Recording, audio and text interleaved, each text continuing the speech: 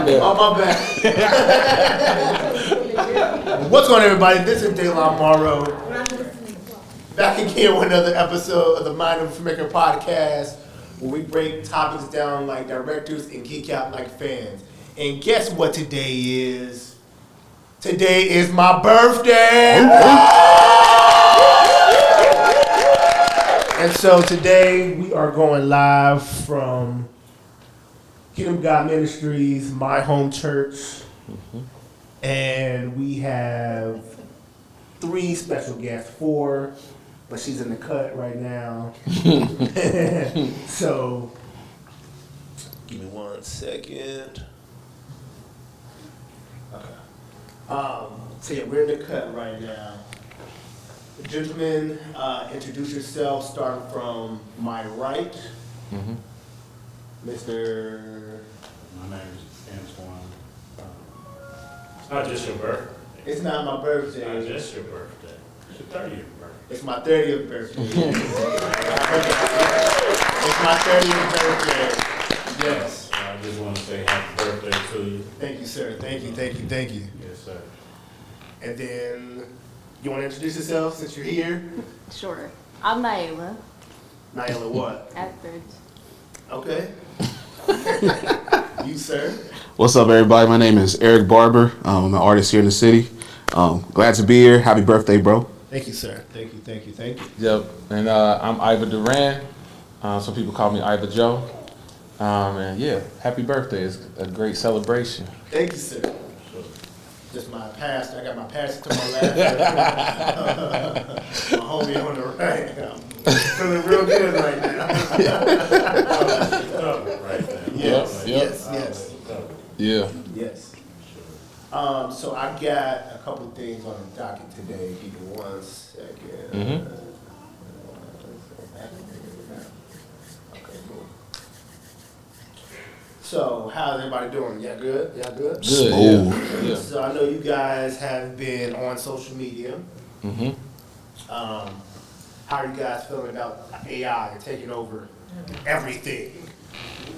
It's just crazy because now AI, certain tools in certain people's hands just get kind of crazy. Yeah. Now they got Martin Luther King, got Atlanta Hawks games. It was. I think I've seen some of the. I think it was Martin Luther King at the Atlanta Hawks. I saw Tupac. Yeah. And I guess as a Golden State Warriors player, I done seen Tupac and Biggie in wrestling. Like, what's going on with the world today, man? They got Michael Jackson stealing people's food out of Yeah, it was Tupac. It's Tupac, Crazy. Michael Jackson. I think James Brown I've seen. So I'm like, yeah, this is going to get crazy before it even gets better. I guess that's the entertainment side, but how do you feel about it? I guess in the real world, with like, I guess AI is starting to take over jobs and stuff like that.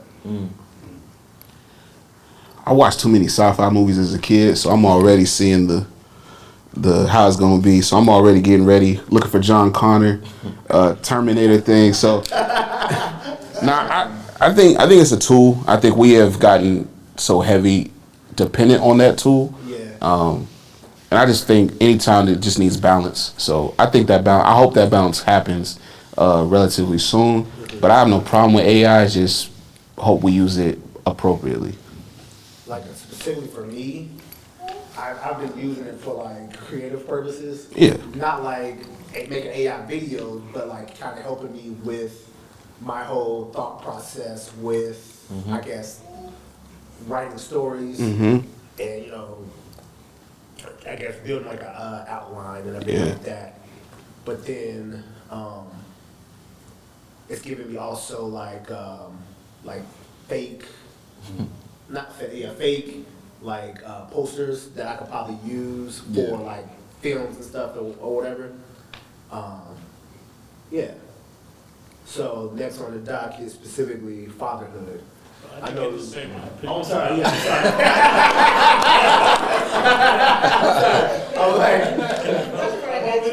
I'm sorry. Yes, sir. I'm sorry. My thing with AI is it's great for said, Yeah. everybody said, but I think it's going to be part of, not gloom and doom, but it takes away your mindset, you know? Yeah. I think if you got control over your mind, and like we have, because we live before the days of AI, Yeah. you know? Yeah. So we have to be self-thinkers, you know? Whereas now, like younger children that's gonna come up in the age of AI, they won't even have their own minds. They won't even know how to use their own minds, you know? Yeah. And that's my biggest fear for AI, you know? Because you're just gonna have a bunch of zombies walking around at the end of the day, you know? Yeah. Nobody that could think for themselves, you know? Yes, Miss Lady. Who? I'm sorry, You're good. I love to talk, so I really just wanted to input my input on what y'all were saying. But because Timberland actually has an AI artist. Goodness. Bingo. Okay, yeah. And also, to what Antoine was saying, Very much so. it's already in the schools. Kids are chat GPT. Yeah.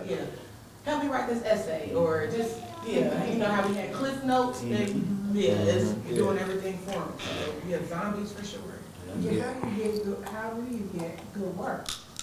Like, how do you know, like you said, you got a school assignment, how do you know if they really did the assignment? Yeah. When they go to the next grade. Well, like everybody else was saying, like how there's not gonna be any original thought. You don't know if someone individually thought this or if they got it from AI. Right. And secondly, it's just dangerous in the aspect of once you start getting used to disrespecting historical figures, that's a problem for me. I don't wanna see Malcolm X eating ribs, especially pork ribs. Yeah. That's wild work. And I don't That's wild wanna work. see Martin Luther King with the niced out chain. I just don't wanna see it. I did see a lot of that, and I kind of it is getting tacky. It's not Yeah. funny to me. It's definitely getting tacky now. And the thing is, people that don't know will just believe that's that character's character. You know, just like, I hate to bring him up, you know, but the kids did it, right? He's more than just Vaseline in my life. You know what I mean? Yes. He's more than just baby oil. That's what he'll be known as to the younger generation. You know what I mean? Yeah, but that's also social media though too. Yeah. Because it's like I guess with that whole case, that's what social media took from the case with all the baby oil. So they took that. It was a lot of baby oil. And that's probably why they took it and like ran with It's it. an abnormal amount of baby oil. Yeah. So the lie becomes the truth, you know? Yeah. That's what I don't like about a lot of things. Yeah. And people will believe the lie if it's more entertaining than the truth. Yeah. For sure. Basically, the fake is the new real. Yeah. Yeah. Who likes that? And a lot of it, I don't even know what I'm looking, I'm like,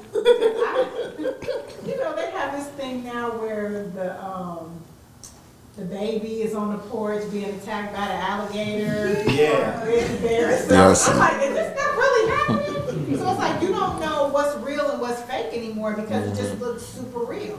Yeah. And once it becomes perfected to where even, like filmmakers like you all can't tell, that's gonna be beyond a problem. People are gonna start getting framed for things. That's it. And that's the too. scary part about it. It's like we don't know what's going to be real and what's going to be fake, especially when it comes to, I guess, the law. So Yeah. when it comes to, I guess, if they want to frame somebody, they can easily like take a photo of E over here and put him in the location of something, and that's going to be their proof. When in fact, that wasn't the truth. Yeah. They just take it and run with it. Now Fatherhood. people can use that as a defense. Like, that's Yeah. not me. Yeah. That's AI. Yeah. Yeah. So as I know, E, your father, Yes. Yep. you're a father figure, and you are also a father.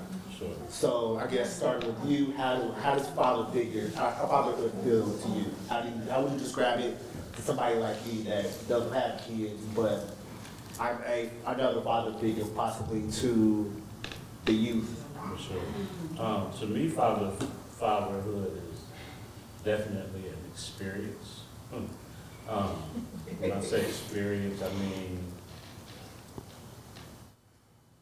I learned from a man, you know? So I had a good blueprint of what I was supposed to do as a man, right? Now, I picked up a lot of my dad's sternness, you know? Okay. And I passed that over to my children, you know? I liken myself to Joe Jackson, you know, back in the day. You know? It's done, I don't care, you know what I mean? But, I'm a new father again, you know? Yes. 48, 49 years old, and I just had a 1-year-old baby, so this time. Congratulations. Yeah, I congratulations. get to do less sternness and more nurturing, you know what I'm saying? And that's what very tired. Very tired. I get to do more nurturing this time around, you know? Instead of just get through, make sure everything's paid, the bills are paid, ex-wife takes care of things, you know what I mean? This time I'm right there with my daughter, so I'm really loving this experience, but like Michelle just said, I'm very tired. And I can't chase her around like I could chase my other kids around because they got a bad head. But it's still a great experience, you know, I'm loving the experience of it all. It was my daughter's only 20 months old, so I'm still fairly new to being a dad. But that first year broke me, and I was in youth development for a very long time. You know, I have godchildren, I have nieces and nephews. I thought I was prepared. You know, and definitely mine is definitely my best match because she matches me. So, but she broke me, and it wasn't in a bad way. Yeah, but I mean, she just wouldn't go to sleep one night. She was dealing with some sickness, and I couldn't figure it out. And I remember just crying with her because I was just like, I don't know what to do, and I'm a perfectionist as an artist. So like, I always think 2 + 2 = 4. If I do this is the result I'm supposed to get. But that's not parenthood, and I had to learn that the hard way. And so, it's been great. I also got to kind of understand God a little bit more too, of how He directs our life and things like that. So I'm learning, and I'm very grateful for my baby girl because she's great.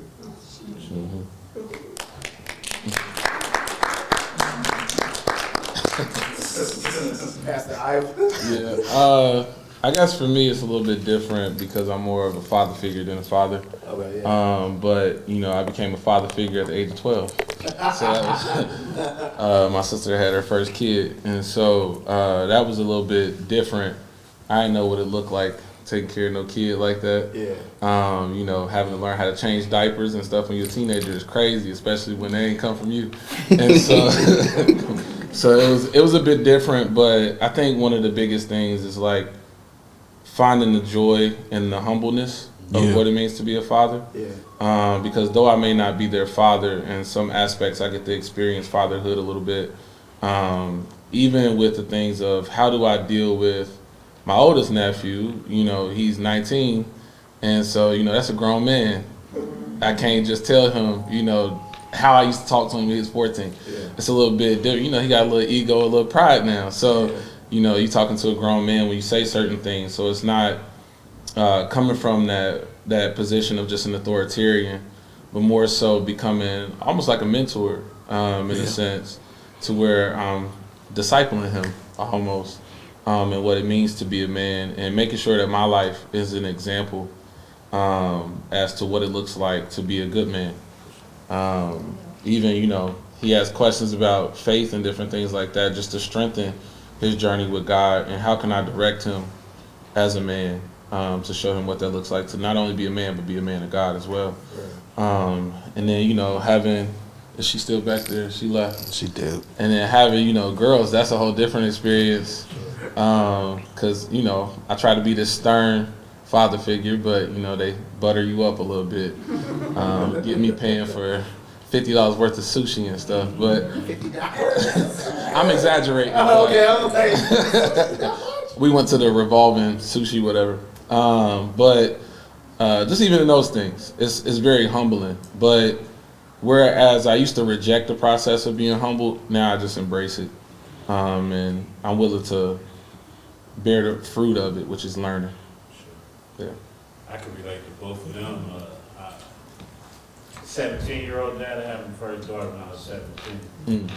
And I had a crying moment, one night when she was crying, man. My mama said, "This your baby." Yeah. I was sitting there and she wouldn't stop crying. She's 30 years old now, but she wouldn't stop crying, so I started crying with her. Yeah. So now, You can't beat them. You gotta join them. at 48, my new baby, she's crying. I just look at her like, "Girl, you just making noise." Yeah.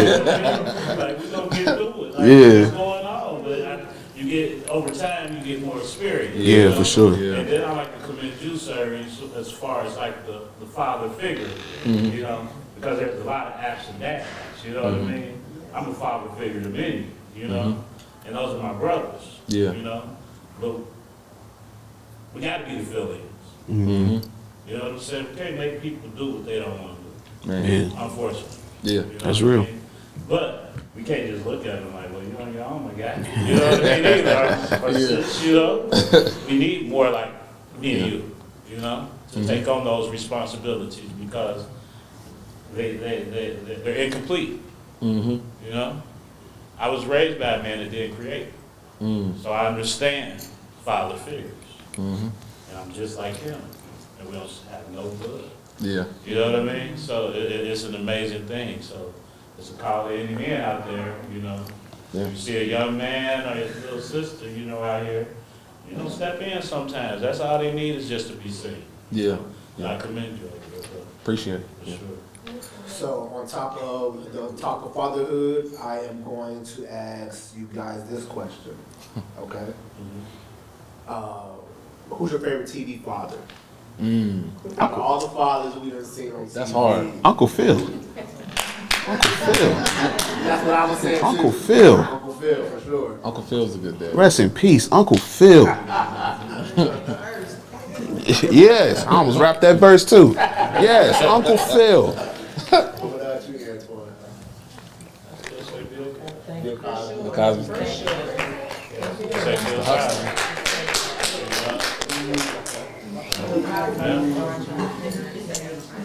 So, on top of TV fathers, Yeah. what, I guess, one celebrity or public figure do you think is a good father, a good example of a father? Dang. You asking a good question.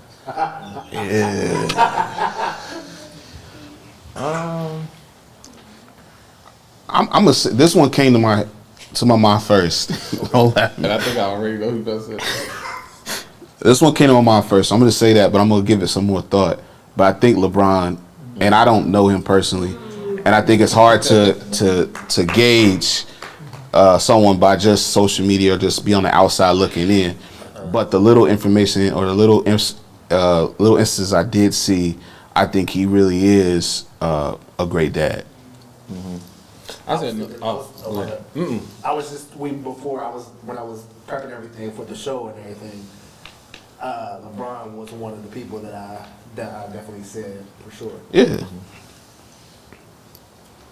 I was gonna say another one that we might not think about as much, but he's also a basketball player, Carmelo Anthony.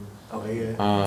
That's a good one. I think he does a really good job at steering his son as he approaches like being a legit adult. Yeah. And even with his decisions to go to Syracuse and different things like that. Yeah. Though things didn't work out, with him and Lala. Yeah.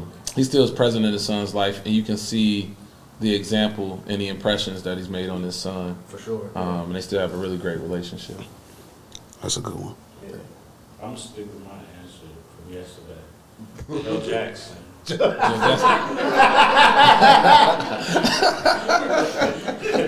only reason I say Joe Jackson, man, his tactics wasn't the best tactics. He had some superstars, man. Should just nurture a little bit more, man. But I feel like deep down inside, he just wasn't the best for those kids. And Richard Williams. Serena and Venus's dad. King Richard. King Richard. Although his tactics might have not been the right way, he poured into those girls. You know what I mean? He protected those girls, and he created great superstars. You know. Yeah. Oh, I'm sorry. No, what you said? Say it again. I said tough love is needed. As much as you need the soft and caring, you need everything is a balance. You need the balance. So, yeah. Mother and the father. Yeah, for sure. All right. Let me see if we can get my notes out real quick. So do you think it's I was about to say that. You trying to escape without answering? I'm asking all the questions, but I can't answer my own question. Celebrity, I think I already said mine. LeBron James. LeBron James. TV dad. TV dad. It's either Uncle Phil or the father from Good Times. That's a good one.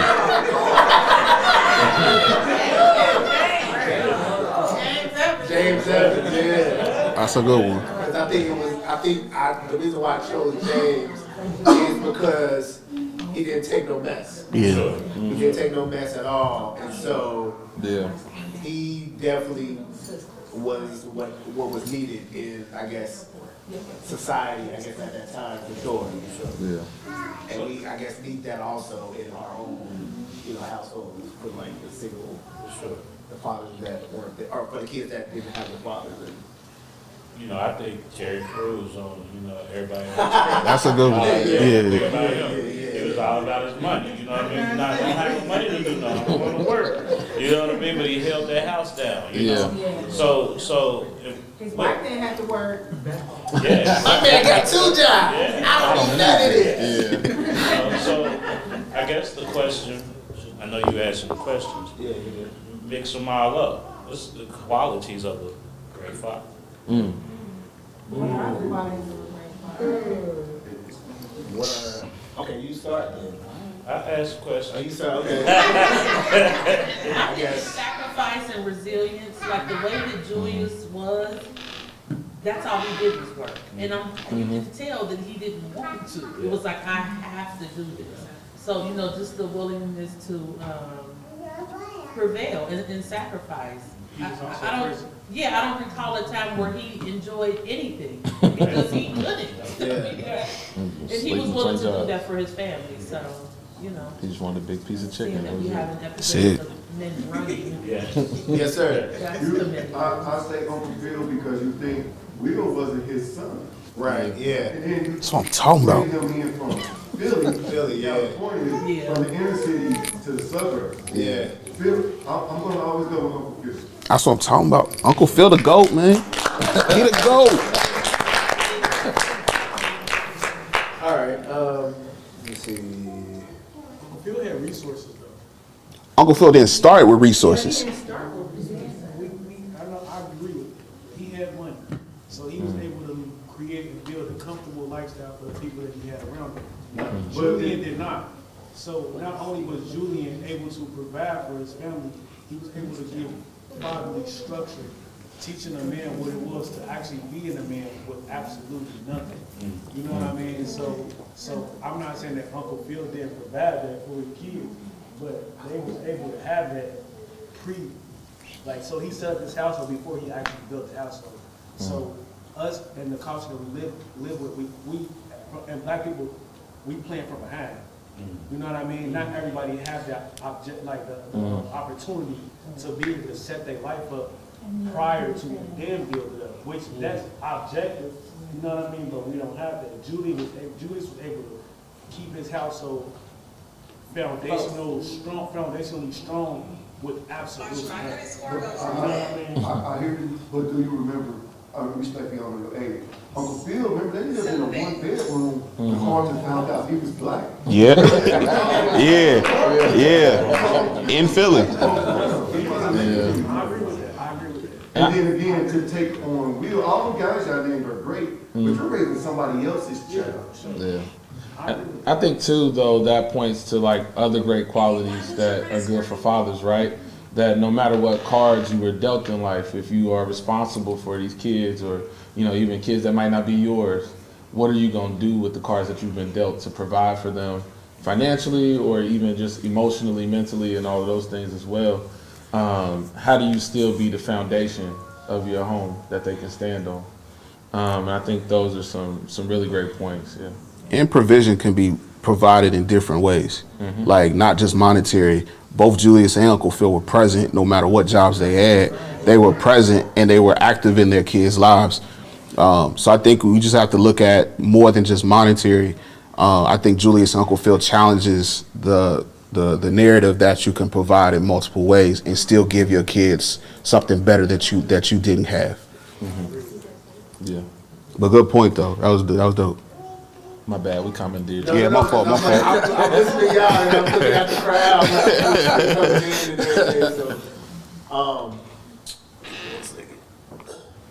All right, so to, I guess, lighten up, I think it got, not necessarily dark, but it got heavy and deep. Yeah, for sure.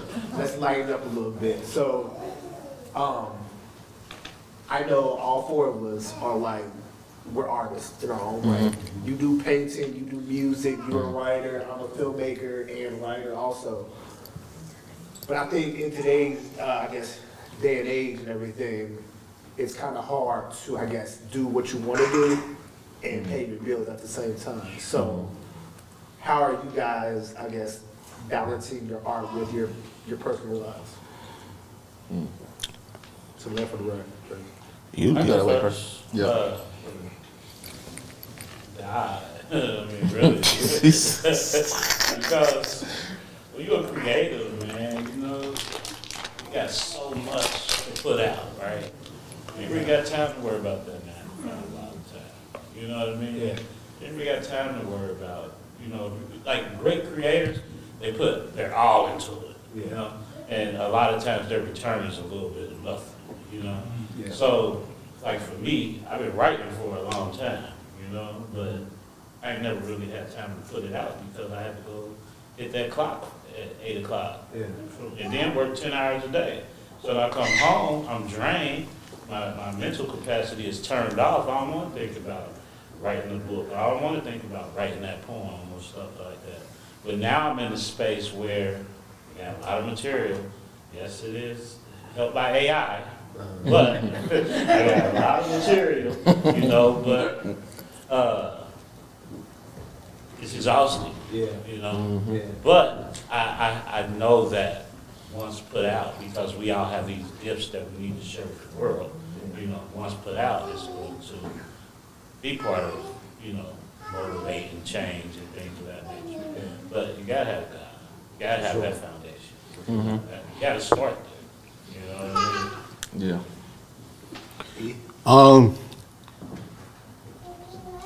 When I first started, I'm a full-time artist now, but when I started, I had a full-time job working for Boys and Girls Club, and I did that. And then when I would go home, I would work on art. Like, I would work 8, 9, 10 hours at the job, and then I would come home, say what's up to my girlfriend, fiance, wife at the time. Well, she's my wife now, but there was times where I would just go say hi to her, maybe eat dinner, and then I'm in the office and I'm working on art, you know, working on commissions or just working on different things. But I had essentially 2 jobs, and I did that until I had an opportunity to do the Black Lives Matter mural, and my career turned up. But there's a scripture that talks about whatever's in the dark is going to come to light, and we always use that negatively. And I think it's both. Whatever you do in the dark while no one else looking, there's going to be an opportunity that presents itself. Nipsey said that opportunity meets preparation. That's what that looks like. Like, I just stayed working and preparing until the opportunity presented itself so that I could get ready. So it was a lot. It was a struggle. It was a balance. And I lost a lot of things. There was times I couldn't kick it. A lot of times I couldn't hang out. There was times I was just in them 4 walls for hours, days, you know, doing things. And my family suffered, you know, to do that. But this is what I'm called to do. And so I had to create those boundaries and things like that. So it's been a balancing act for these last few years doing it. But I thank God that I stayed with it. Yeah, and I think we had a conversation with Pastor Keith Turner at Constellation. Yep. Who's also his brother-in-law. Facts. But we had a conversation with him. He talked about how sometimes we search for balance, when we should be searching for rhythm. Yeah. And he was saying that like you can't fully give yourself to everything all the time. Yep. So it's more so like what's the rhythm of your life? What things are priorities in this season? And how do you find that rhythm to make sure that those priorities are being taken care of? And he gave, the example of he don't cut his grass no more. He was saying that like he pays somebody to cut his grass, but that enables him to then do the extra things that he needs more time for, whether it be writing sermons now that he's the head pastor of a church, or spending time with his family and all of those different things. He don't have to take that time to go out, cut the grass, make sure you put the clothes that you was cutting grass in this place, shower, all of those different things that go into cutting the grass. And that's just one thing though. But like imagine how we can refine those processes in our life throughout. Sometimes you might have to go through a season of refinement and readjusting your schedule or readjusting even your priorities and what they are at that time. It might not be in this season where you can go hang out with the boys all the time. You might tell them y'all got once a month and that's about it. Facts. I'm gonna still hit y'all up. I'm gonna call y'all and text y'all, FaceTime there for a reason. But you might have to limit that time just because that extra time that you might have to hang out might be where you need to kick in and do whatever your creative medium is in order to put something out. And then once you're done, then you can start having that time. But I think it's about finding that rhythm. And I think we all have different callings, different seasons, and things that we have to do. But it's a give and take, and something gonna have to give and something gonna have to take. Don't I think it's the greatest time to be a creator? Oh yeah, It is. yeah. It is. I think we've been able to kind of cross those like borders, right, of what it means to be creative. Like I remember when I was younger, probably like middle school, high school, you used to always hear people talk about you got to be in this certain city to make it in this industry, and all those different things. But now you got people in the most rural part of Ohio that's out here getting record deals now because it's so accessible to show the world what you do. And so it's a great time to be creative. It is. How do you balance it? I run my own nightclub. All right, ghost. Right. So the way I mean, what do you mean? Like, what do I do to? The question you asked us. Right? Somebody wants you to pay your bills. Yeah, so I balance between my regular 9 to 5 and my dream job. But somebody told me, one of my friends told me that don't look at your part-time job as your part-time job. Think of it as your number one job instead. Because that's not, if you don't do it that way, then it's not going to be your main priority farther down the line. Yeah. So that really spoke to me because I really feel like I'm very passionate about podcasting and film, and that's where I want to see my life, not at the regular 9 to 5. Yeah. Yeah. Yes, ma'am. We have to, what we're doing, we have to look at it as that's your calling, your God serving. This is what I'm doing to serve my people. Are you a creative? Yes. What do you do? I'm a Japanese. I had a podcast. Oh yeah, you had a podcast, that's right. I used to, I catered, stove plates, I can clean. There's a lot, and right now I'm a home health aide, and I do, I'm on air talent for 91.7 WPXU. So Oh, that's right. I forgot that you told me that. Okay, yeah. And so, but I try to, not saying that I was doing that before, but now, going through some life things, so I'm really trying to alter my way of thinking. And that's one thing I'm doing. Like, when I go to my home health aide, my client's home, I'm here to serve. Whatever it is you need me to do, I'm able to do it, I'm doing it. As far as, I'm doing this, get a check, So, and 2 o'clock I'm gone, but no, I'm a server. I can stay past 2 o'clock, off the clock and just really doing what I'm supposed to do. And that's how you have to look at your creative side too. Yes. Yeah. And I think too, like, I ain't gonna get into the whole thing he said, but it's a guy named Ruslan. He talks about just like your calling and purpose versus like your vocation and your passions. And sometimes we can see all of those things intersecting. Like, you know, it's great. Like for E, he got to do all of those things at once because he's a full-time artist. But sometimes you might not get to do that too. But sometimes your passion can kind of go into your vocation and things like that. So even with like me doing music, sometimes that benefits me because I work in the mental health field, to where I can use, you know, my talent in music to help a kid cope with depression or grief or anything like that. But I start to see those things start to intersect the more that I don't just settle for one having to take the backseat. So sometimes that helps too. And the word says that he'll make room for your gifts. So, you know, if you have a gift, there is space for you to work that, you know. You just have to believe and, like you said, make it job number one. You know, make it a priority. You know, and it will. It'll intertwine. It'll start showing you, like, I told you that I'm gonna make room for what you got. I didn't give you this for you to waste it and not be able to use what it is that you got. It's real. And we all got something, you know, whether we're creatives or not, you know, sometimes you do what you gotta do to be able to keep moving.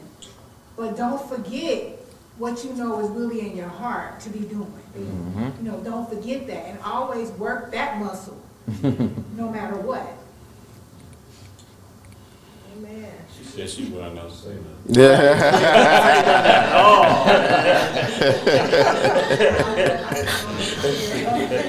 Too shy to come up on stage. So, to change up the conversation, so since I'm 30, I kind of, so for the past maybe month or so, I've been trying to chase my childhood, I guess, a little bit. So, you know, watching movies that reminded me of my childhood and stuff like that. And I've been seeing a lot of my childhood get torn down. Speaking of, you know, Cincinnati Mills getting torn down and all the other Cincinnati malls being torn down. What's one of the things from your youth they need to bring back? Nothing. Who said that? Nothing at all? It's all a memory. The most precious thing you should ever value is a memory. That's real. Just think about other people that can't recall something. You know what I mean? So to be able to hold that sense of nostalgia, to smell something, to take you back to a moment when you was 5 years old, and you could picture and visualize every moment of that second. You get what I mean? So that's all you need is as far as memorizing and feeling. So the past is the past. The future is to come.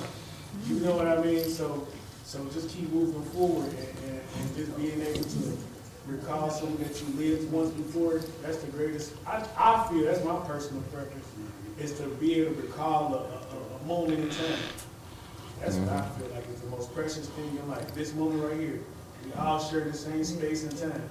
So to be able to remember this 10, 20 years from now, we're going to be like, dang, remember Daylon's very first podcast. That moment of nostalgia, what you smelled, what you saw, what you felt. You know? You might not get it back again, but you can remember it. So hold on to those precious things in life. I mean, Everything 90, bring it back. I'll say Blockbuster. Blockbuster, okay. Nothing compared. She knows this firsthand. We have the same parents. There's nothing like renting videotapes. Like if you're not old, like you're young, I get it. You're like, what is she even talking about? But if you're in age bracket, you know That Friday night at Blockbuster? Yeah. Smells. Netflix was a little kiosk. That's crazy. They used to mail you the disc. You had to mail it back. So if I would say bring something back, it would definitely be malls and Blockbuster. That's a pivotal point in childhood that if you are around my age, you don't forget it. You still, like he said, you still feel like you're there. Yeah. You can just think about it and teleport there. Mm-hmm. So I was thinking I was gonna say like music videos. Oh yeah. I was talking about that yesterday. Yeah. It used to be crazy to say somebody got a Hype Williams video. Like that was wild. Cinematography was crazy. Yeah. when Jordans was 110, 120. You know what I'm saying? Rent for $600. That, yeah. We got a question back here. What's up, Miss Simpson? No. I would say the value system around family. Yeah. The village mentality, I think we've gotten so far away from that. And it continues to tear away our community in particular. It somehow at some point became popular for our families to be disrupted, the mama to be the single mama and to be out here independent doing it her own way. And, yes, power to the sisters. We did it. We didn't have much of a choice and we did it, but it doesn't have to be that way. We don't value relationships. We don't protect our men like we should, and our men are not feeling like they are empowered to protect us like they should. And so because our family structure and our value system is what it is, we are succumbing to all of the ills of, the political warfare that's happening right now, and we don't have the strength and the power of each other. And it's hurting our children. Yes. Yeah. I was gonna say not me. I don't have one, but it's getting so crazy out there. Not needing a gun when you go outside. We really getting to the point where the people with guns is up here, and people with guns is up here, people without them is down here. I'm one without, But what happens? You know what I mean? I don't want to have to have one, But they're in so many of the wrong people's hands, And they don't value life like I value mine. You know what I mean? So it's like Ms. Simpson said, same thing. This value is self-love, self-respect, community, for community,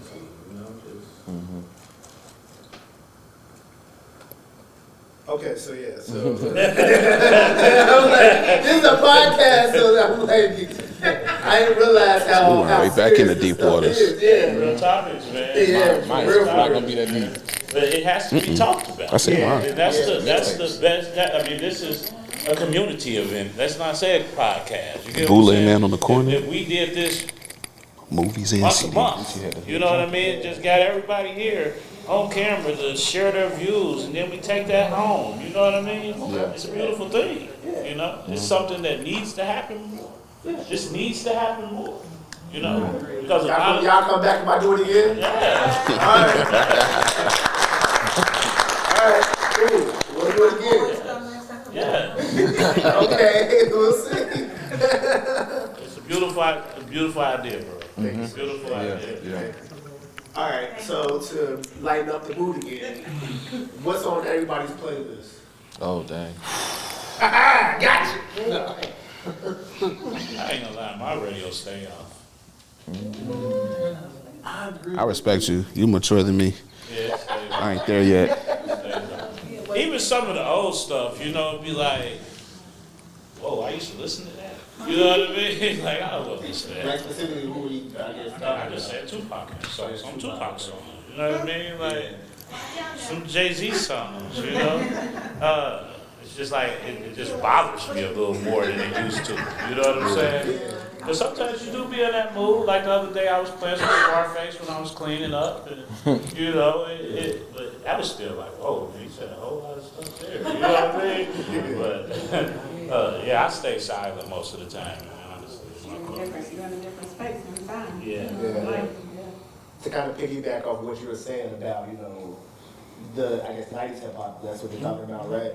And I'm like, did the 90s hip hop feed, the hip hop now, or do you think it was that's what I want to know, no, because I'm a fan of 90s hip hop too. They just took it to a whole other level now.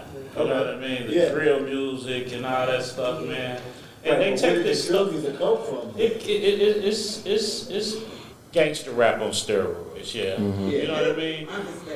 But So it's just gangster, right? NWA song did not make me want to go out and, you know, do nothing crazy, right?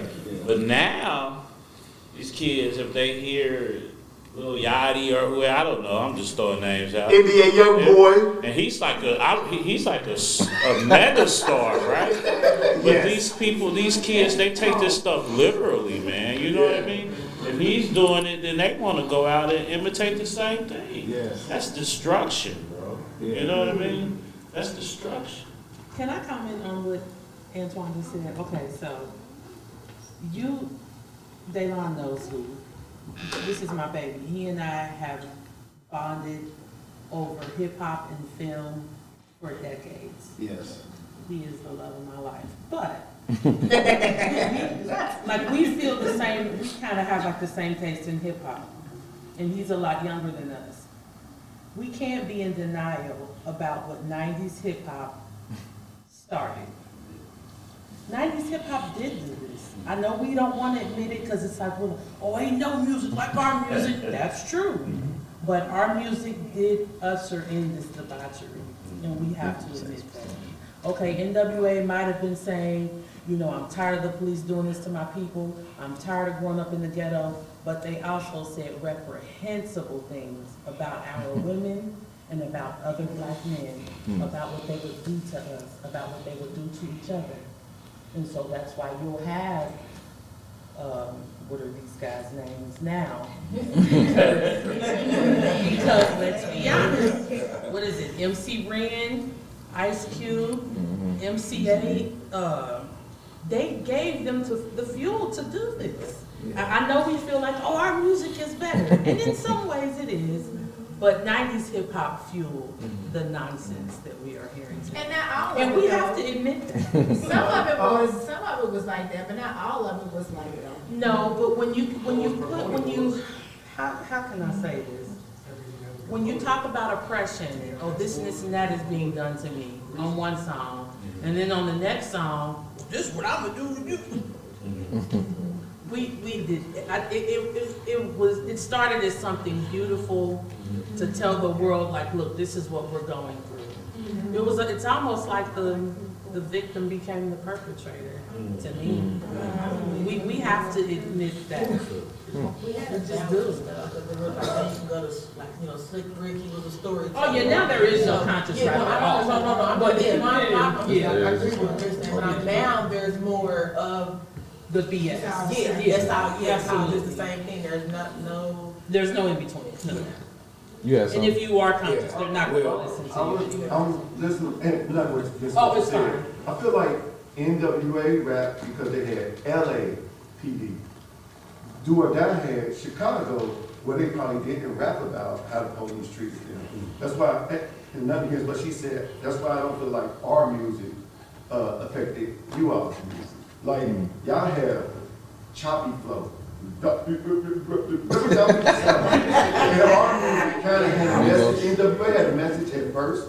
Yeah. And then y'all music, y'all just, every song, y'all music is, everybody on y'all CD dies. Yeah. Like every song, somebody died on y'all CD. NWA wasn't always like that. Yeah. That's all we got to do. Yeah, but we don't have LAPD. Like our police, Cincinnati got some weird police, but every song wasn't how the police come up and just beat you up because he has on that Cincinnati. He has on red, we gonna get it. We have on a red hat, we gonna get you. In Cincinnati, you guys are fair. You guys can wear that. In LA, you couldn't wear it. If that makes sense. Yeah. Yeah. And then the police just gonna think you in the game because you have on these colors. And that's why you have to rap about that. Yeah. It's also who controls the music industry. Like, now it's who's in control now, I'll just say that. Yeah. That's pretty much like, you know, you want to put out this, like underground artists. You know, Right, like I used to love Wiz Khalifa when he was an underground artist, and now he's mainstream. It's like, what is he? But to get that dollar to feed his family, that's what he's going to do. You know, so I feel like a lot of people are going off of, they've been controlled, And so to piggyback off what Ashley was saying, I think at one point, well, as of recently, I feel like the tables have turned because the more lyrical rappers have become the underground versus the drill and I guess today's music, they become the mainstream. So it's like straight out of the Twilight Zone almost. In my eyes specifically. Not lying. So I got a question. As far as like the music, right? Hip hop is the biggest genre of music out there. Yes. You go anywhere, you go to light events, you go anywhere, they banging hip hop. But we the only ones to take it literally, what they do, what they talk about on the album. You know what I'm saying? Yes. Why is that? What you mean? As far as, okay, hip hop. So, culture, right? So, hip hop, our young brothers, right? They gonna go out and get the switches that they talking about on the albums. Well, that Korean over there that's listening to the same NBA Youngboy song or wherever. I got you. They're not going out to get the switches like that. Or the little white boy, you know, that listens to the same song, can rap the verse by verse. He's not going out there taking that song as literal as our young people do. I can get some light on that, I think. What's your name right here? Brother with the red hat on? Josh. You've been talking a lot, and I want to make sure I get you right, because you said a good point. It's all about our perception. And also what Miss Simpson said, too, the men are taken out of the home. We have a whole generations of men not being in the home. So, like those other races that you talked about, they can listen to that music as entertainment because they have the parental figure telling them right and wrong and things like that. But like Miss Simpson was talking about too, the moms are doing as much as they can, the best they can, and they're doing a fantastic job. But again, there's gaps, and through filling those gaps, because what we see growing up as young boys, we saw, and I'm 36 too, so I'm gonna throw that in there. I don't subscribe to the y'all music. I'm 36, so I ain't with that. Like, I grew up on NWA and Tupac myself too. So, but they have this gap, and so for us, we didn't have the father figure. So we're looking to the people on the corner. What has been made cool as far as black culture, which is selling drugs and everything opposite of being upright in the community. So I think that's what kind of led to that. Like this whole system of taking the men out of the homes and have replaced it with the garbage that we've consumed now, and it has worn off like wildfire, and what is what we have today.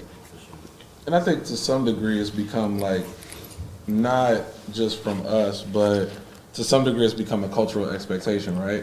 Because when you bring up things like I Gotta Switch and different things like that, if a rapper is rapping that, most likely if you had to guess their race, what would you say?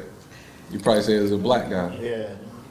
But it's become a cultural expectation that in some regards was put on us, and to some regards that we kind of perpetuated ourselves, that we have to do these things that we would call quote unquote hood, street, whatever, as a badge of honor, right? Because it makes me more of a man if I perpetuate these things, if I show that this is what I do, right? You know, long money, you know, putting money down my arm, stuff like that. You know, they got mad at Jay-Z when he said don't do the money phone, and all of those different things, because we perpetuated it as a good thing in the culture. And I'm not saying it's just us, because mainstream record labels, all these different things, there's a lot of cogs in there. But I think to some degree it's become an expectation of that's what we do. And then so for the other cultures on the outside looking in, they don't have to worry about it, because it's the same reason why, you know, Japanese person might get cornrows in their hair. So they look at it as like a fan, more so than like, oh, this might be a realistic life for me, because they don't have that cultural expectation on them. Yeah. I've seen a lot of like TikTok videos of like the Korean, I guess, culture. They will like wear the high top fades and the 90s baggy clothes, and I'm like, is that because it's a fad, or is it because it's like entertainment purposes and everything like that? I think it's culturally. What is the influence? If it's is it a music video they posing for? Is it the music, or it's I mean, too, our culture is dope. It's just what it is. What it is. But the thing is, to us, our culture is sacred. For sure. Other people, our culture is their fad. that. It's their Yeah. entertainment. Yeah. When black women wore bamboo earrings and long nails in the 80s and the 90s, we were called ghetto, Shaniqua, and hood rats. Now that everybody likes it, oh, it's just, you know, everything we do. You know, our music, it was called jungle music. It was called this, oh, you listen to jiggly music. Now you got people on the other side of the ocean. Oh, this is just our culture. No, this is not your culture. This is our culture that you're copying. And you don't respect us enough to, that's exactly what K-pop is. K-pop is a perverse form of R&B. Yeah. It's not real. Yeah. It's just something that was stolen, like everything else that is stolen from us. Yeah. It's diet black culture. It's sugar free. And I don't care who has a problem. That is what it is. And it happens a lot. To Yeah. say something. That is exactly what That's it real. is. And the thing is, Since we came over here. it's been done. Imagine 500-600 years, people just stealing from you. And the moment you, because think about it, everybody can gatekeep their culture. I could never get on TikTok with a kimono and some chopsticks in my hair and say, hey, look at me, my name is so. They will be like, oh, you're culturally appropriating. You don't get to do that. But in the same breath, they can get on TikTok, use the N-word, act like they're twerking or whatever their version is of it. And say, hey, you don't do that. That came from us. This is our culture. You don't get to do, oh, it's just a word. Leave us alone. Like, if we don't start gatekeeping what belongs to us, and I mean unapologetically, I don't mean, oh, can you please not? No, you don't do that. This is my culture. If we don't start doing, I mean, because they've already taken everything. If we don't start gatekeeping our culture, what we have and what we invented, I mean, come on. In like 20 years, Tupac is going to be white. You seen the pictures and everything of like Tupac, Biggie, Jay-Z, and they're like all like literally whitewashed.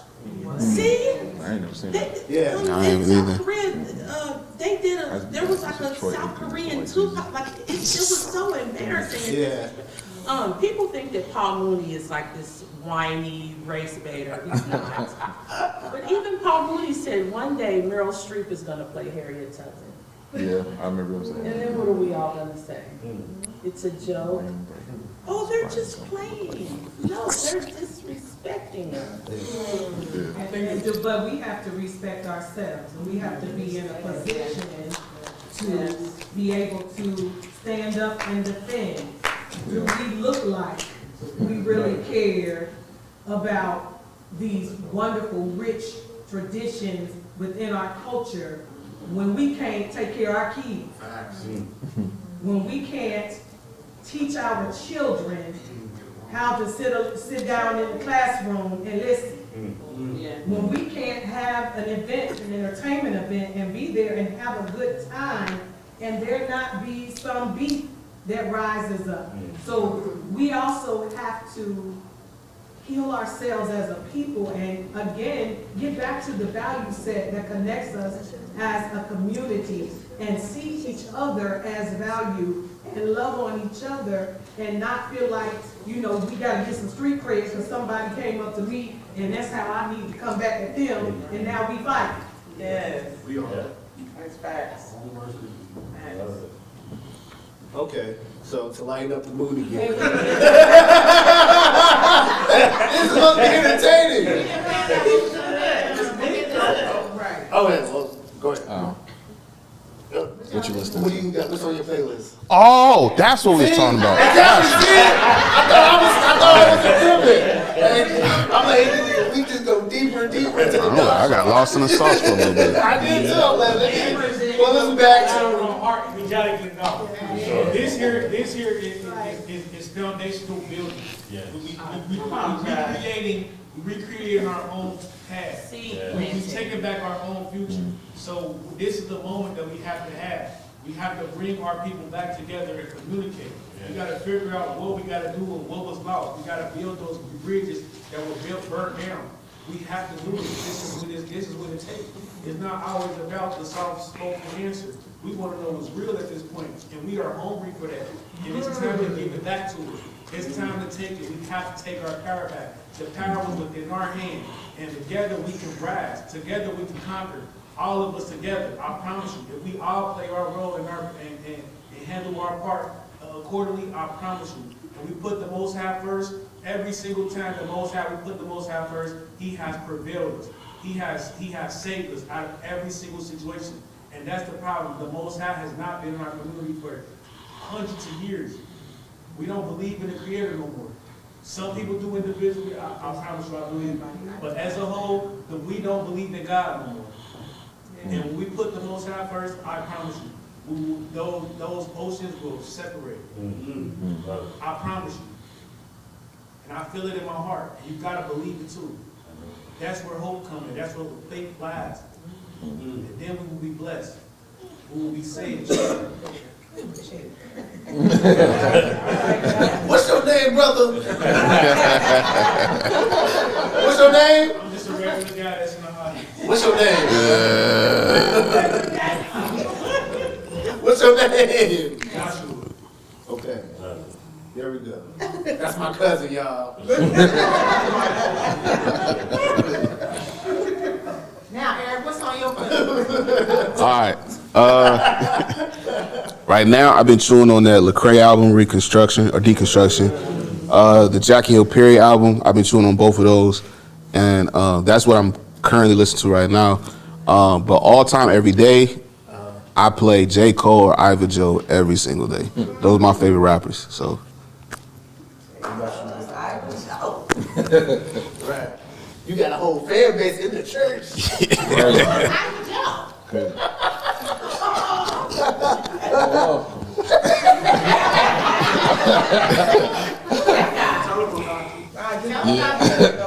No, yeah, I make my own music. I rap, sing, produce, all those different things. Yeah, I do the whole process.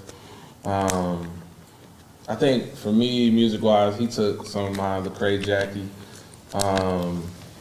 Also, there's a guy like named Gavin the Hot Rod.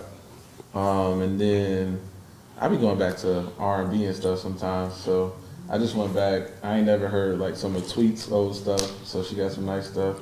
And then Avery Sunshine. She's a nice artist too. I guess for me, Make me proud. Facts.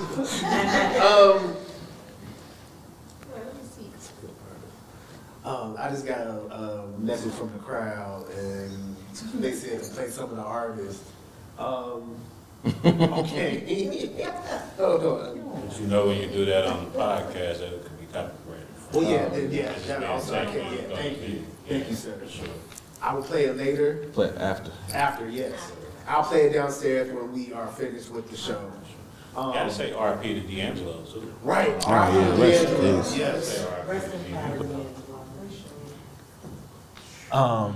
I guess for me specifically, I'm kind of not necessarily lost in music, but like it's hard to listen to, I guess, the stuff that's on the radio because it's like the drill stuff or just downright raunchy Garbage. garbage. Yeah, so it's like I'm kind of like looking out. So it's a rap group that's kind of reminds me of like 90s like boom bap. Coast Country. Coast I Country. was just like, you gotta say Coast Country. Oh yeah, they are making me love hip hop again with the way that they are actually bringing bars out, but not like drill and like killing and everything. It's really it made me want to listen to more 90s hip hop now. So Coast Contra, J. Cole, Kendrick. That's what I've been listening to for a while. Yeah. But I think Coast Contra is like the new stuff. Simba, a Yeah. little bit of Simba. Simba Code. I like Nick Grant too. Nick Grant's a good one. West Side Boogie. Who said West Side Boogie? Okay, West Side Boogie. I like him. Griselda. Larry Jones. Larry Jones, Tupac, I think he did an album with him. Yeah, they did. Yeah. Yeah. With Alchemist. How do y'all feel Y'all about? say Larry Jones' name? Yeah. I love him. I didn't even know about. How long have y'all been listening to him? Me a couple. I've listened, See, just I started just listening found to him him. like 2 years Yeah, ago. me too. He is, Me too. I like him. Yeah, I feel like it's dope that a lot of like the OGs are starting to make music again. Clips. Yeah, Cliff, that was the very first OG that I was shocked that they made more music. KRS-One doing stuff now. It is. Oh, that's crazy. Karis one back. I didn't even know that. Yeah. KRS-One, I think, Ghostface, Killer, he just. Yeah, he's coming back. Yeah. So I'm like, okay. Yeah, Nas on there, I believe.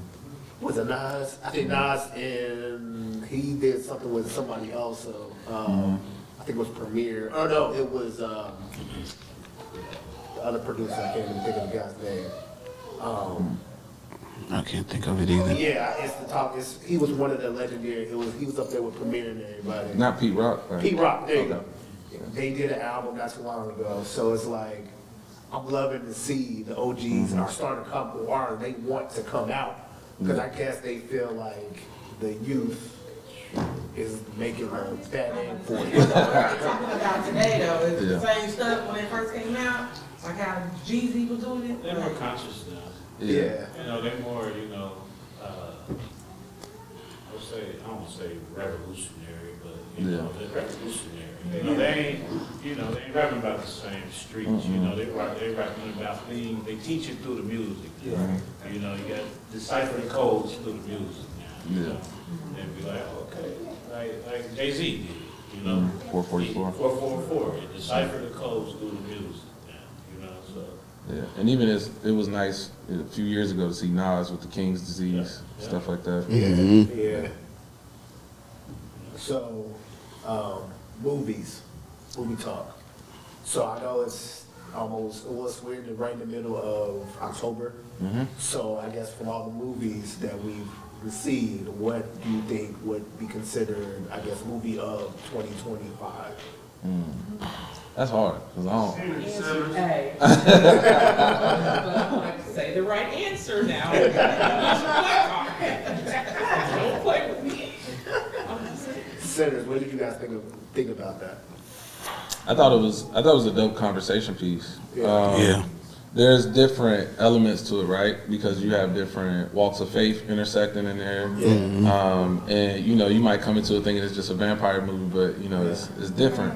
And even if you look at the individual characters and what they were doing when everything was going around, there was the whole talk about the Asian people and they whole stance on things. But I think it was really well done, and I think from just like a film aspect, it probably the best film of the year. Yeah. Best movie of the year. What about you?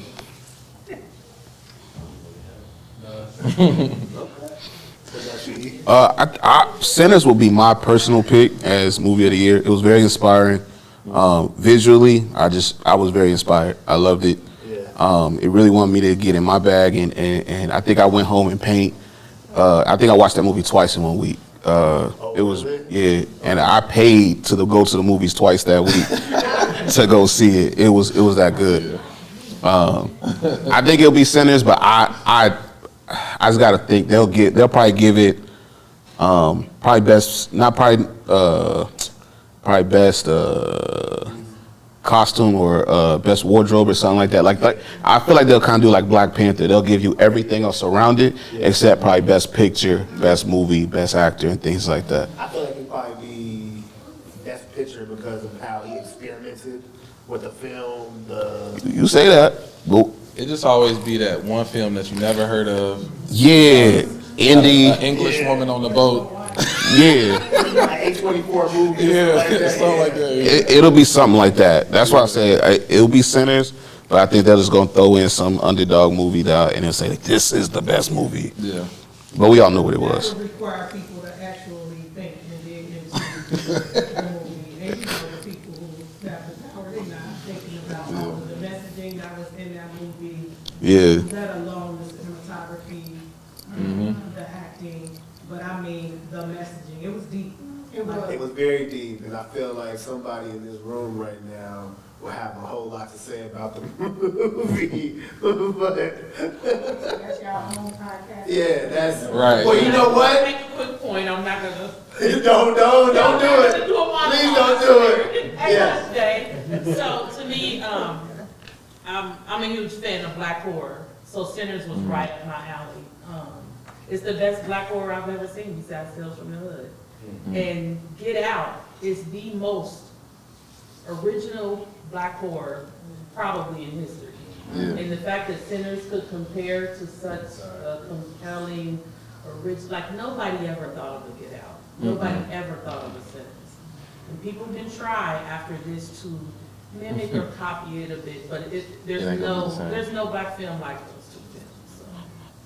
And I'll land my plane. Okay, let me see if we have any other topics. Oh, I got one last one. So this is, I think this question right here, if you've been listening to my podcast from the very beginning, I kind of asked this kind of question, a similar question. The original question was, I guess when I first started this podcast, I asked this question of, do you think, so at the time it was COVID, at the peak of COVID. And so I said, do you guys think, with COVID going on and streaming just, kicking up, do you guys think that it's the end of the movie theater, like theatrics, or do you think this is just a budding, I guess, way of watching movies, streaming? I think we'll have to see, because I think this will be the same as album sales to streaming. We could quantify album sales. Now it's people don't buy albums, they download. So I think it's along the same thing, along the same lines. I think we're in a very unique position with movies where movie theaters could come back, but I think streaming is a little more accessible, easy, convenient. I couldn't find the word. Thank you. Convenient. But for me, who loves movies, I like doing both. But before streaming, I used to love going to the theater, get my popcorn, the experience of all that. But now I have a theater room, or create a theater room in our home, so I got that at home. So it's both, but so I think to me the most important thing is I just want stories to be told, whether it be streaming or in the theaters. Okay. So I think if the game's going to change, fine, but let the main thing be that the stories are still compelling, the stories are different, and the stories are still being told. Yeah. The movie theater is an expensive experience these days. Even if you go before 6 o'clock, or even if you go on a Tuesday, that's still a $50 movie. You know what I mean? I'd rather watch it at home myself. But I have heard more people, like lately talking about, I'm going to the movies, I'm going to the show, watch such and such. Yeah. So it just ain't my cup of tea. So with me specifically, me personally, I love going to the movies because I like to see a whole other big group of people coming in to see the same exact movie for the same exact reason specifically, because it's Samuel L. Jackson or Denzel Washington, or I love the director because of his very first film. I fell in love with that. So yeah, I think the movie theater experience has to stay alive. Even though I do agree with what he is saying, I feel like a lot more people are starting to build that theatrical look in their own home. I guess to keep that Because they miss it. Yeah. You miss it. Yeah. It may not be accessible. Not be convenient enough to go to the movies every week. But if you can just put on a good movie at home, but that's why I think it's the method probably doesn't really matter, but more so that the story, the good movies, stop remakes, come out with original content, and I think that is gonna tip the balance between either or. I think. Yeah, I think too. Like you got a few different factors too. You about to say? Oh, my bad. I think you got a few different factors, and I agree that we're gonna have to see what happens. Like we don't know for sure, but like social media plays a big part in it too, because when people get that FOMO, they feel like they're missing out, they're like, oh, I gotta go see it now, you know, Yeah. because they didn't want to see no spoilers for Sinners and stuff like that. But then also, I think what helped was some people started to take an interest in film because Ryan Coogler made that video about breaking down what IMAX actually means. And so some people who never had any insight, they just knew IMAX was a more expensive experience. Now they had this idea of like, why should I go see Sinners in IMAX? Some people, they saw it in the regular first, and then they was like, I gotta go back because Ryan Coogler said this about it. And they were comparing the experiences, and you know, everybody want to have a think piece on social media nowadays, so give them something to talk about. But I think if we can create like even that type of stuff around movies, then people will be a little bit more willing to go see them. The more that they become immersed in the movie culture. All right, so Wait, I need to- oh yeah, I'm sorry. Yes, mother. So since COVID, Yes, ma'am. now, my family, we are movie crackheads. Not Like, crackheads. go to the show. Like, my mom used to take us to the show all the time. My dad used to take us to the show all the time. Like, we go to movies. Y'all know I love what we want to see. As soon as it come out, we want to go to the show. I have really been having a hard time finding a reason to go to the show.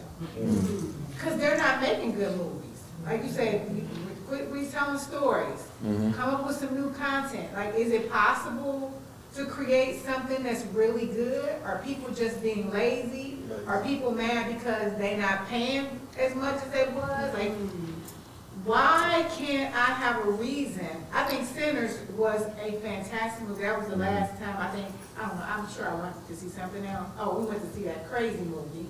Him. Yes. Which is a waste of my time and energy. But Yeah, I ain't going. I have not been, I haven't had a reason to go to the show. And I need a reason to get up all that money. I don't mind. But there's nothing coming out good. Why don't they have good movies coming out anymore? And I think too, like in certain industries creatively, we develop like a sense of like what works, right? Yeah. Like, because even in music, you get like people be like, you know, if I do a song this way, get it to where they can, you know, do a little dance on TikTok, then, you know, we're gonna make music this way for the radio, all those different things. So it takes kind of the creative process out, doesn't become a template. I mean, in the film industry, you see different waves of it. Like, unfortunately, for a while, it was a lot of slave movies, and it was like, can we stop?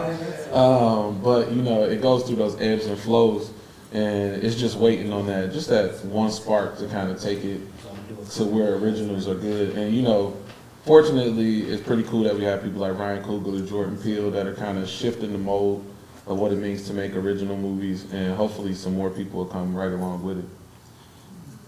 And I don't know if who in here is a horror fanatic, but I think that like diehard horror fans are becoming desensitized. I don't know if y'all are familiar with the Terrifier franchise.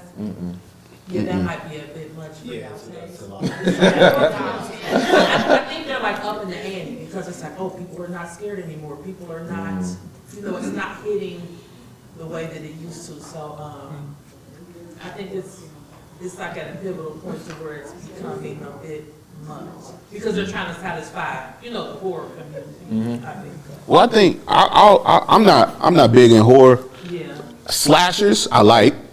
I think, and I don't know if that counts as horror. I like slashers, Slashers are horror. but I think it went more demonic possession and all that. And I was like, I'm out. I'm good. Like, serious. They did the Insidiouses and the Yeah. Signs, it's like, Paranormal Activity. Yeah. I'm good. I'm out. I'm out. All right, so before we wrap up, there's a couple icebreaker situations I want to talk to you guys about. If you guys want to chip in, you guys can just raise your hand to whichever one y'all want to do. So I got my first one is this or that. It's real quick. So on the music side, I got Jay-Z or Nas. Jay-Z. Nas. Raise your hand for Nas. Lyrically or what? However you feel. However you feel. all the way around. Lyrically. Nas. At this point in my life, I gotta I can't do it. You need another option. Jay-Z? They both inspired Cole, so I win. Oh, wow. Okay. Okay, so Jay-Z was? Okay, so I got Drake or Kendrick Lamar. Culturally, we already know. Culturally, we already know. Yeah, y'all got that one. I think Kendrick Lamar, but come on, Take Care album was a live album. It was. It's like Drake good one. props before Kendrick Lamar Probably the best. trashed him, but. Beyonce or Rihanna? Rihanna.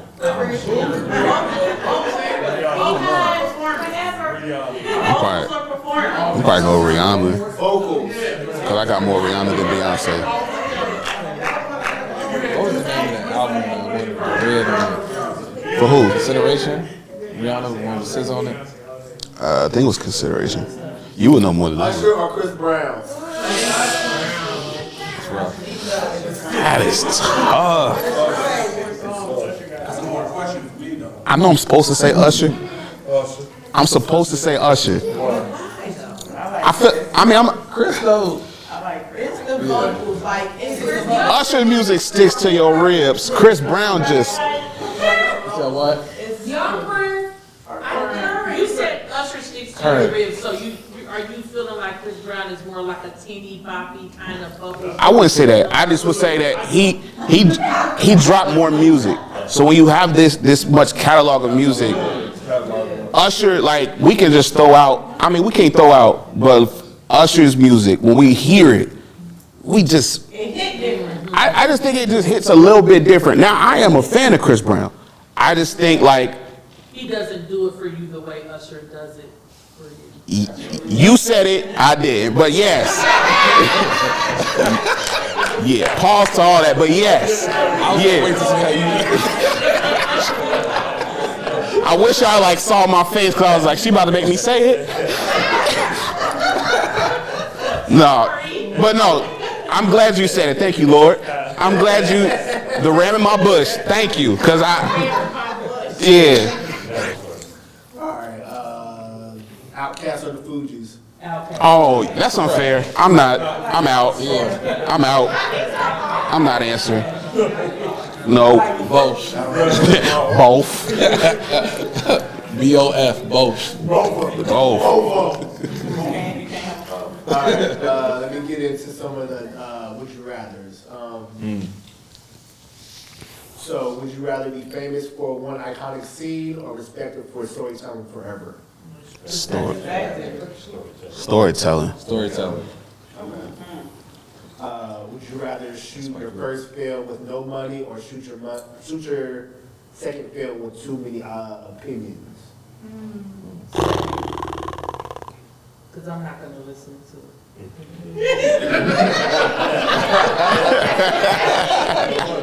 She don't care about the critics. Doesn't matter.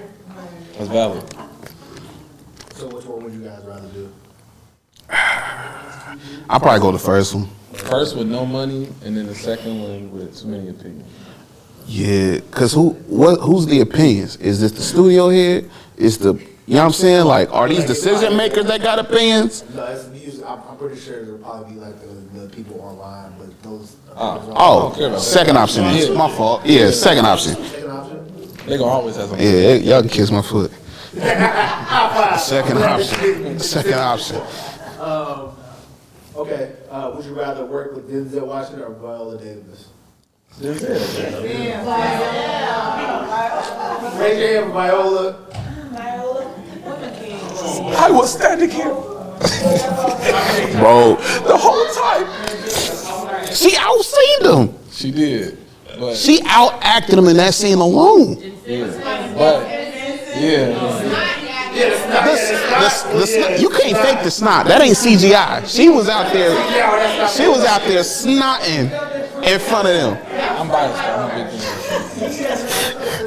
fan. I thought you were about to say Will Smith. I listened to his episode of the Crazy Podcast yesterday. Was it? All right, so the last one. He in that Kanye realm with me. Stay in Cincinnati forever or move to Hollywood and start over. Cincinnati. It's a lot of different places, some hidden gems. Well, now I'm trying to want to look for those hidden gems for myself.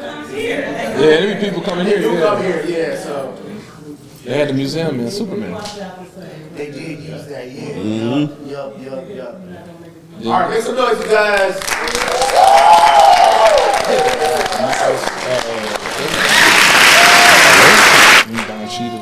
All right, thank you guys for coming. Oh, sorry, yes. One last thing. Yes, ma'am. For the show.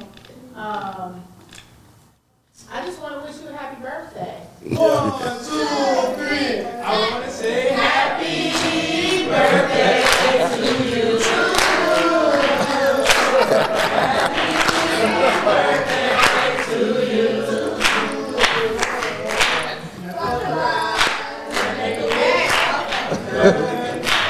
Now I got started with the clapping. I'm doing my job. Yeah, I don't know the words to that one.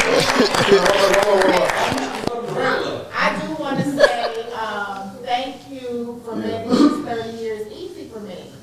You've been a great son to all of us. Y'all all my village. I just realized my whole village came to support him. So, yeah. And you did an excellent job. Facts. Yeah. Yes, sir. Questions. This was dope. Yes. Great panel. Good job. Yeah.